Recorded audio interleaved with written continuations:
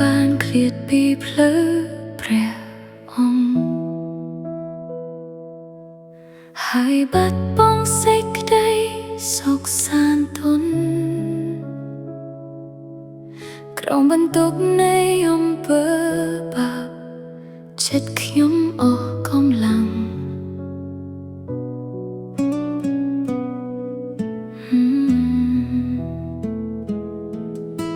ផ្លូវជីវិតខ្ញុំបាក់បែកមិនដឹងថាត្រូវដើរទៅណាថ្ងៃនេះខ្ញុំមកចំពោះព្រះអង្គគូប្រាថ្នាចង់ត្រឡប់វិញពេលខ្ញុំឈរនៅមុខព្រះបន្ទូលខ្ញុំឃើញខ្លួនឯងពិតប្រាដងបើគ្មានព្រះគុណនឹងការអត់ទោសខ្ញុំមិនអាចរស់បានឡើយព្រះអង្គចាស់អើយខ្ញុំត្រឡប់មករកព្រះអង្គវិញសូមស្ដារសេចក្តីស្រឡាញ់ដំបូងរបស់ខ្ញុំសូមបង្រៀនខ្ញុំឲ្យដើរតាមព្រះអង្គហើយបង្កើតចិត្តថ្មីនៅក្នុងខ្ញុំព្រះអង្គចាស់អើយខ្ញុំត្រឡប់មករកព្រះអង្គវិញខ្ញុំកាន់ជួបព្រះគុណរបស់ព្រះអង្គសូមឲ្យមនុស្សចាស់ក្នុងខ្ញុំស្លាប់ទៅហើយឲ្យព្រះគ្រីស្ទនៅក្នុងខ្ញុំខ្ញុំនឹកឃើញថ្ងៃទាំងនោះ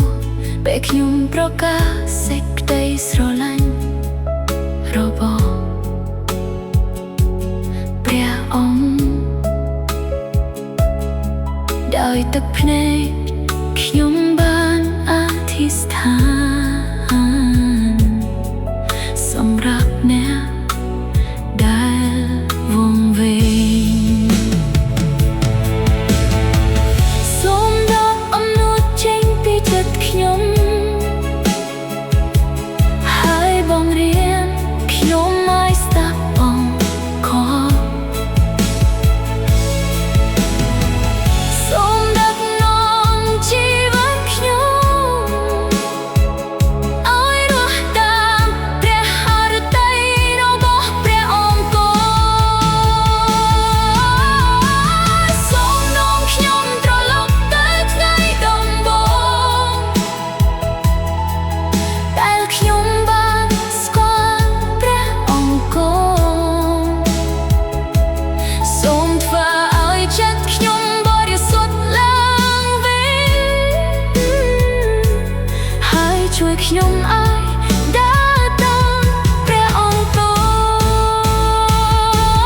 ព្រះអង្គចាស់អើយខ្ញុំត្រឡប់មករកព្រះអង្គវិញ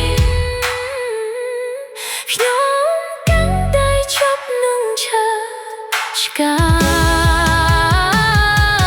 សូមឲ្យជីវិតខ្ញុំប្រកាសពីព្រះគុណរបស់ព្រះអង្គ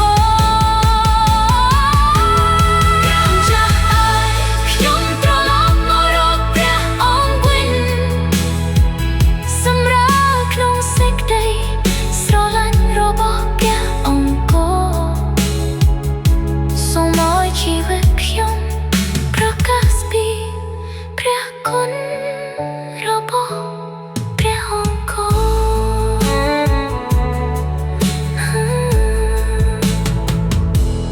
ព្រះអង្គចាស់អើយ